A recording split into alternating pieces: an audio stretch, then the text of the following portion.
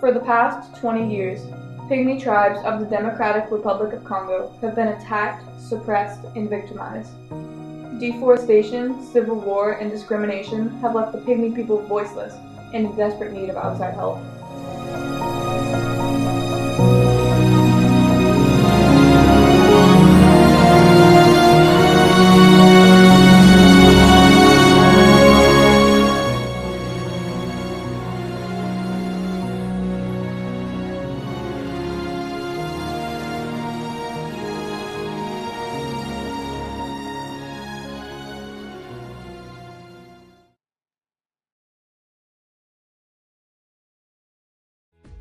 The Mbuti pygmies live in Central Africa, deep in the Congo Basin. They move between small villages in the tropical rainforest that make up their homes.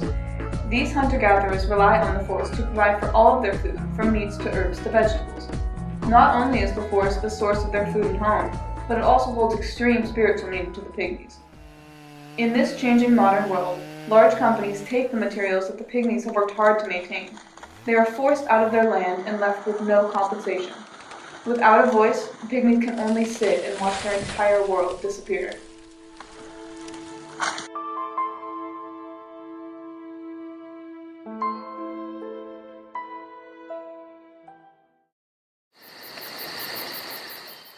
In the late 1990s, the Congo region of Central Africa suffered through many civil wars.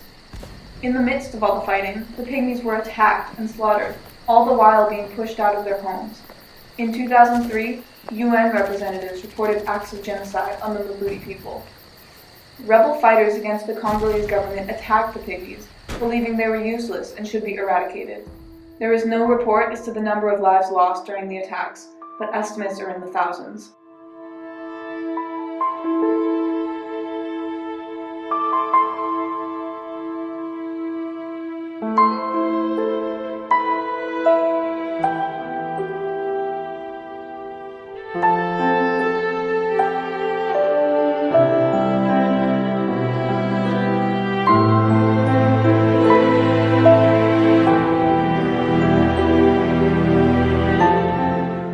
Horrifying pictures and news were reported. The rebels thought that the pygmies' flesh would give them the power to fight against the government. The subhuman view that many Congolese have towards pygmies explains their ability to perform acts of murder and rape in order to access their materials.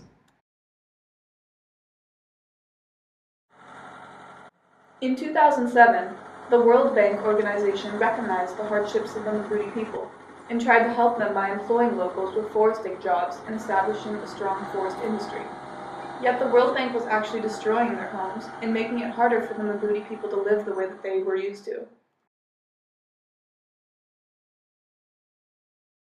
The pygmies, suffering through post-war damage in a dying forest, felt like no one was there to hear what they had to say due to their poor political status and lack of recognition. Fortunately, one voice was able to break through the sound barrier. Adrien Sinafasi Makelo from the Mbuti pygmy tribe has pushed hard for his people in the struggle to survive. He has taken on the World Bank in a series of court cases and won back the forest that he and his people call home by stopping the deforestation and logging in the area. Not only did he put an end to logging, but he also spoke to the United Nations during the Civil War to report acts of genocide on his people. Peacekeepers were sent in to control the fighting. By reporting the violence to the UN, he saved hundreds of lives. Adrien Sinafasi Makelo showed the world that the pygmy people have a voice, just like anyone else.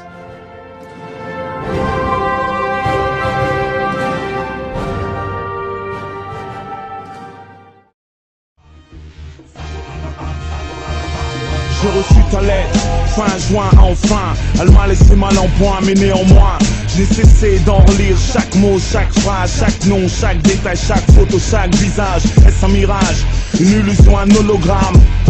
Ou est-ce la raison qui a rendu l'âme? La terreur vue du 6 comme la terre vue du ciel. Ça paraît loin de nous, ça paraît irréel.